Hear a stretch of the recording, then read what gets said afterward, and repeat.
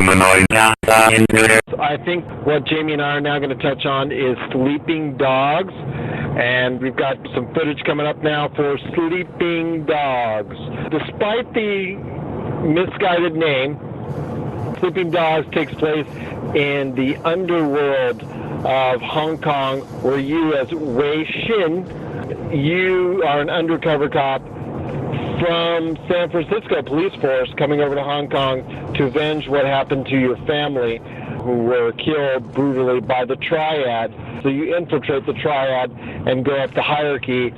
Sometimes you got to do some things that are not so cool. Sometimes you got to do things that are so cool, as far as being a good cop or a bad guy, so to speak, in order to advance both as a police officer and also a member of the Triad. I really like, as far as it's concerned, the open world aspect of this game, being that it's probably going to be the only real open world game of 2012.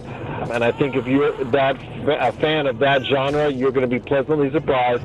It's got great action, great fighting. The driving is pretty good, and then also as well, the gunplay is tolerable, but I think that's probably the biggest area of need.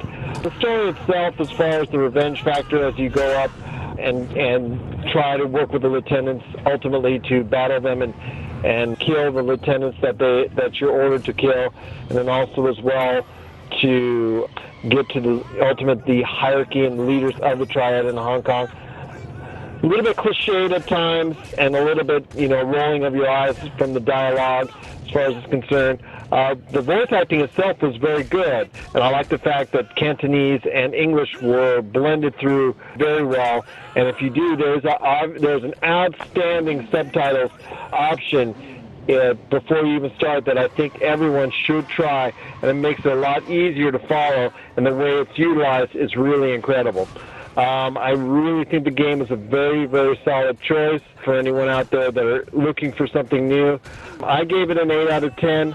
I know Jamie has a lot of thoughts on Sleeping Dogs as well. Tell him a little bit more about some of the aspects about the fighting, because I know that's a really, really great aspect of the game as well. Fighting-wise, you're basically, most of the time you're going to get stuck within a group. So you're going to have about 3 or 4 guys on you, if not more. You basically know when they're about to hit you. You get a tad bit of a warning. You can block that, kind of counter that. The mechanics of the fighting worked out very well. I was impressed with it altogether.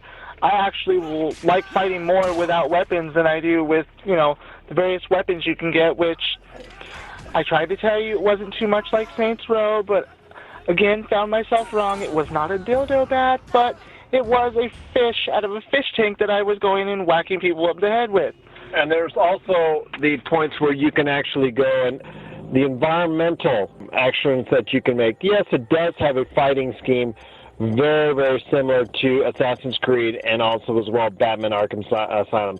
It pays a heavy nod as far as it's concerned, but I do like the game as far as, and what happens when you go and do combos, you get the option as well to do an environmental damage that's really going to do a number on the bad guys, whether you're putting their face through a air conditioner, whether you're beating them over the head with a phone, as far as it's concerned, whether you're slamming them up and down as far as with a gate, or whether you're trying to put them through an air vent. It's really some creativeness that I liked out of United Front games.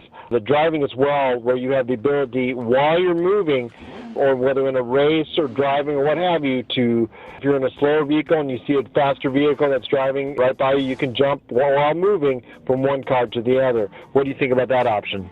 I actually saw that for the first time in a mission where you had to catch up with the guy that was fleeing from you and wait for the exact right time to jump from your car to his to actually capture this guy, and that was just great. I love that aspect.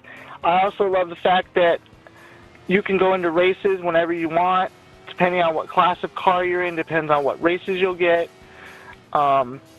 Various vehicles, there's tons all around. You can buy them from, I believe it was Tran, who has you actually going and finding cars for him as part of your missions if you access your phone. A nod to Grand Theft Auto, I think.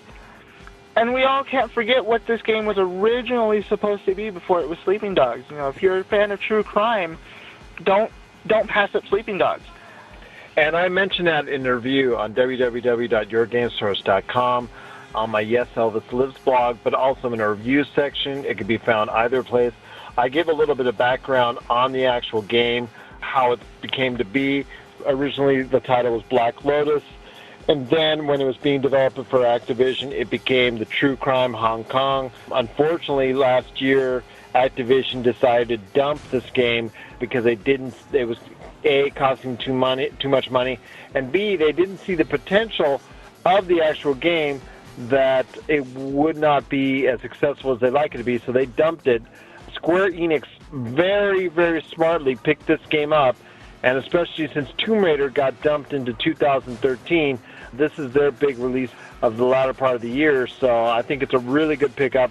I think it's a really good game. Like I said, 8 out of 10 for me, a real quality game, and I think anybody who's a fan of the open world genre that doesn't mind a lot of violence should pick it up. I can't agree more. Pick this up. I mean, you've got side missions, regular missions, you're helping people as far as, the people in the city. Pick it up. Like I said, if you're a fan of open world, like Gerald said, or you're a fan of true crime at all, you're going to see where true crime lies in this game. It only faded away in a name change. Well, that means someday that we're going to see actually another game using the true crime moniker, and we're going to just see, should they have kept this game? Well, we'll find out, I'm sure, at some point in time down the road.